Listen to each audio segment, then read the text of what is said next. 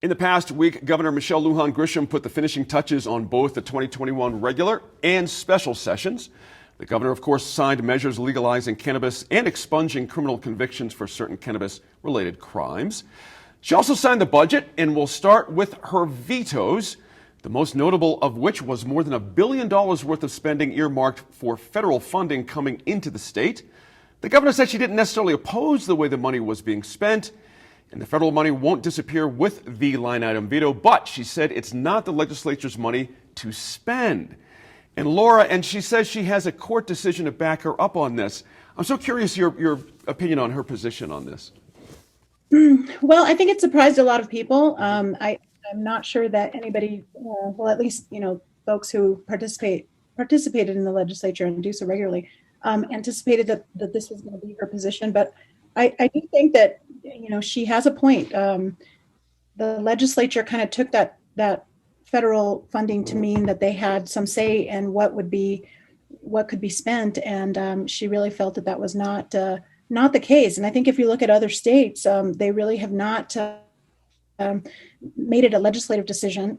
There's been sort of a directive from the federal government to governors and the administration of each state to do certain things. And so I think that she probably is right in terms of her position, but again, surprising somewhat. Is it a principle thing, Laura? Is she giving up, a certain amount of emergency power here, by doing this?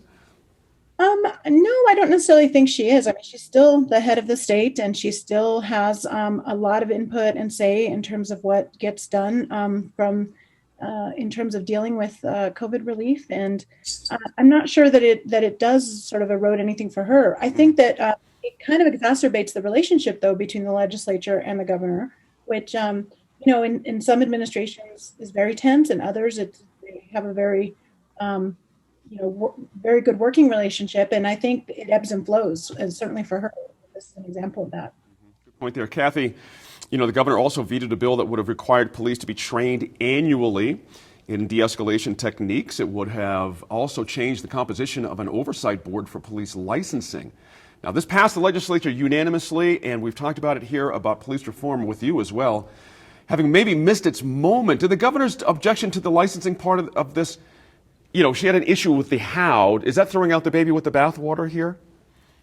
I was confused by it, but I do understand that what she's saying is that the civilian oversight is really important. And so I agree with that. I think that what's going to happen is that it will be reintroduced in the next session, and it'll get passed. Then if they can come to some agreement on having civilian oversight, and I know that that's a trend around the country, is to say that we really have to have some civilians looking at police misconduct so that we can get on the other side and really have some actual new behaviors coming out of police departments that have been so militarized over these past few decades. So I'm surprised that she didn't allow it to go through and then say, but we still need to have more civilian oversight. Right. And just fix it. Exactly. Hey, Tom, the one thing that might stick around, Zoom access to committee meetings. Speaker Brian Egoff likes the idea, but when you're in a committee room, of course, you know this better than probably all of us, you can tell which voices get heard, which don't. There's a very human, thing going on there. It's harder on Zoom, almost impossible with email content, I got to think, too. Are we trading accessibility for accountability here? Ooh, great question.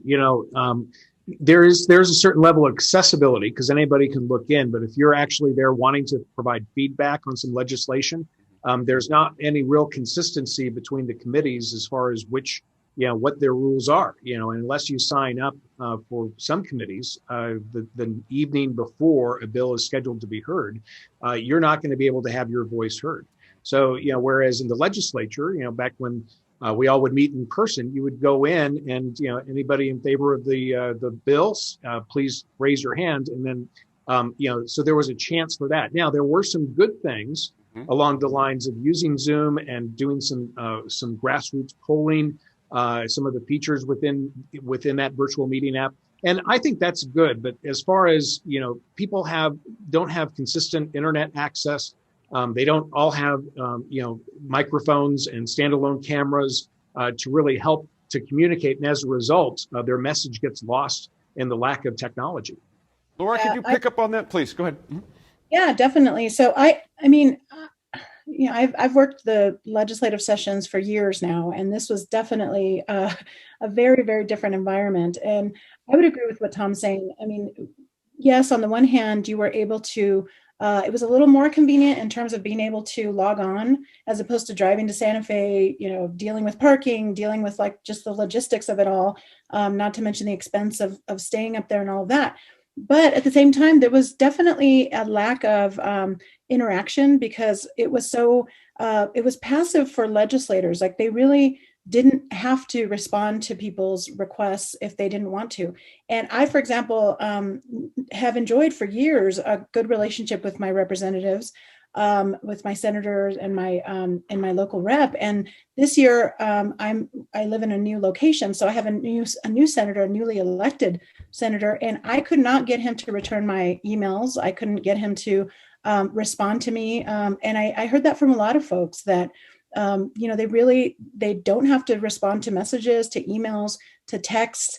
As opposed to when you're there physically, it's hard for them to ignore you if you're in their face. Mhm. And so that makes it very frustrating for anybody who is used to being able to develop a relationship with folks. And the other very strange thing about this session is there were a lot of new legislators, a lot of new senators, representatives. This was their first time. And so they did not have the benefit of knowing what it's been like in the past Right. in terms of responsive to constituents.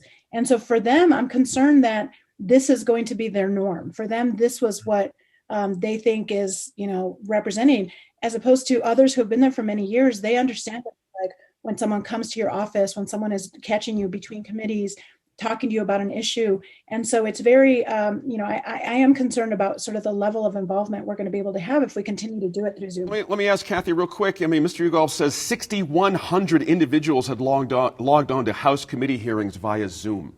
Like 6,100. Does he have a point here? That's a lot of people.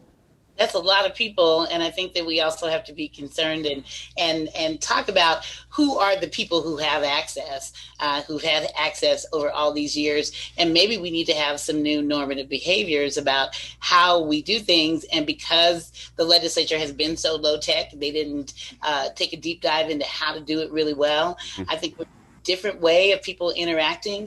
And so I think having the Zoom sessions is a good thing, and that it did open it up to people who would have never been in one of those rooms. I think it levels the playing field. I hope it continues, and I hope the legislature does a better job, and that we also hold our representatives accountable to say, you don't get to just not respond to our emails or comments. That's right. Exactly right. Sorry, a little short on time there. That'll have to do it for the line.